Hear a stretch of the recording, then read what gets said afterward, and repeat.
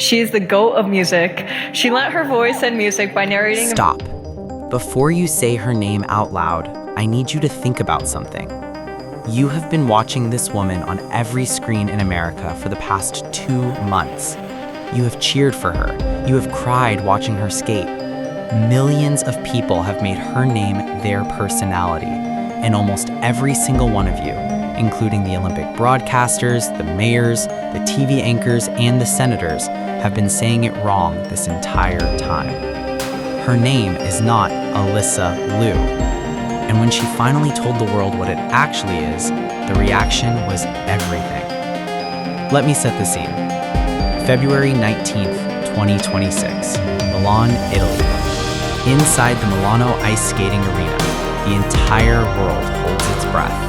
On the ice is a 20-year-old from Oakland, California, who 4 years ago retired from this very sport. She trekked to Everest Base Camp. She drove across the country with her friends. She enrolled at UCLA. She said she was done. And then something happened. A ski trip, a rush of adrenaline, a feeling she had been chasing without knowing it, and she came back. Not because anyone asked her to, not because a sponsor needed her. She came back because she chose to. And she came back as the first American woman to win an Olympic individual gold medal in figure skating in 24 years. Her name is Alysa Liu, and the world has been mispronouncing it since the moment she became a champion. Now, you would think that after winning gold, after 2 decades of American women being shut off from the top of that podium, the story would just be about the jump, the score, the standing ovation. But the internet, in the way that only the internet can, immediately divided itself into a debate. How do you actually say her name? Here is where it gets fascinating, because there is not one right answer, there are 2, and she told both of them herself. In a now viral interview with Newsweek, Liu sat down and did something that most public figures would never do. She gave everyone, fans, broadcasters, journalists, a full pronunciation lesson. Without any irritation, without any clout-chasing drama, just honesty. This is how my family says my name, she said calmly. Alysa Liu. Pause on that. Ah-LEE-sah, not Alyssa. And Liu, 1 syllable, not Liu or Lu or Lo. That is the name her parents gave her. That is the name rooted in her Chinese heritage, the name that carries the sound of a language and a culture that shaped who she is. And it had been lost in translation, on international television, repeatedly for weeks. But here's the twist, and this is the part that says everything about who Alysa Liu actually is. She also said she does not mind. Alyssa is how my friends call me, she explained, and that's how the world calls me. When pushed further on her last name, she was even more gracious. I personally don't care because technically the right way is Leo, but that can be hard to pronounce. I don't expect people to know how to say that. Think about that for a moment. This is a woman who just became one of the most famous athletes on the planet. She could have made this a moment of cultural correction. She could have demanded the world get it right. Instead, she laughed. She gave everyone options, and then she moved on. Because if you know anything about Alysa Liu, you know that she does not have time to be defined by what other people do or don't do. That is the entire philosophy she built her comeback on. But the internet was not ready to let it go. One comment in particular crystallized the whole conversation. Someone wrote, "If the world can figure out Chalamet, they can learn Liu." And honestly, that landed. Because it is true. We collectively trained ourselves to say Timothée Chalamet. We learned Gal Gadot. We got Saoirse Ronan right eventually. So why did it take an Olympic gold medal for the world to even ask how to say Alysa Liu's name in the first place? This is where the story gets much bigger than pronunciation. Alysa Liu was born in Clovis, California, raised in Oakland. She started skating at age 5. By 13, she was the youngest U.S. women's national champion in history, a record that still stands.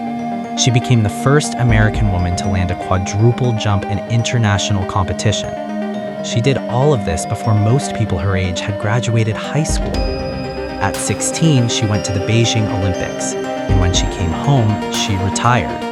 Not from burnout, or at least not only from burnout, but because she had set 2 goals for herself: compete at the Olympics and have fun. She did both, and she graduated. Then came a ski trip, the cold air, the speed, the adrenaline.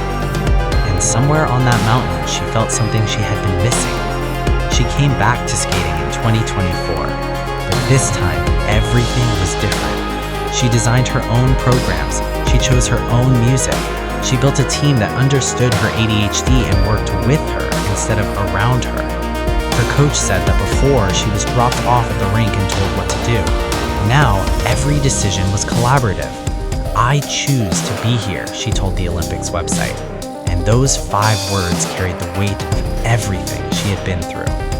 And when she finally stepped onto the Olympic ice in Milan, not as the wide-eyed 16-year-old from Beijing, but as a 20-year-old who had lived an actual life in between, she skated to Donna Summer's MacArthur Park in a glittery gold dress and delivered a career-best score of 226.79. She won gold. She broke a 24-year drought. And she said afterward, "I was peak happiness out there on the ice. Nothing could bring me higher than that." She also won gold in the team event. She went to Paris Fashion Week. She presented Taylor Swift with Artist of the Year at the iHeartRadio Music Awards. She gave makeup tutorials for Allure. And somewhere in the middle of all of that, she calmly sat down in front of a camera and explained to the world that her name is not quite what they think it is. The reaction was everything it should have been. Fans flooded comment sections. Local news stations in Oakland ran segments on it. At her homecoming celebration, where the mayor, a congresswoman, and a radio host all said her name differently on the same stage, nobody could agree.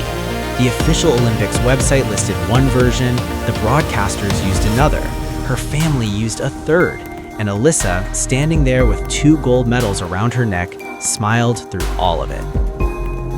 There is something quietly profound about this story, because a name is not just a sound, it is an identity, it is a heritage, it is the first thing someone gives you and the thing that follows you everywhere. When Alyssa's last name was flattened from Leo to Liu, not out of malice but out of habit and ease, something small but real was lost in translation. And the fact that she has never demanded correction, never made it a controversy, never weaponized it for clout, that says everything about the kind of person she is. But here is the thing. Now you know, so say it right. Alysa Liu, the girl from Oakland, the youngest national champion in American history, the woman who walked away, found herself, and came back to win gold on the world's biggest stage, on her terms, in her dress, to her music, with her name. And she would like you to know, gently and without pressure, that she does not expect you to get it perfect, but she is glad you asked. If this story gave you something today, hit that like button. Subscribe so you catch what is coming next, and drop a comment below. Were you saying her name right this whole time, or are you just now learning? You might be surprised how many people have been getting it wrong, including the people who are supposed to know best.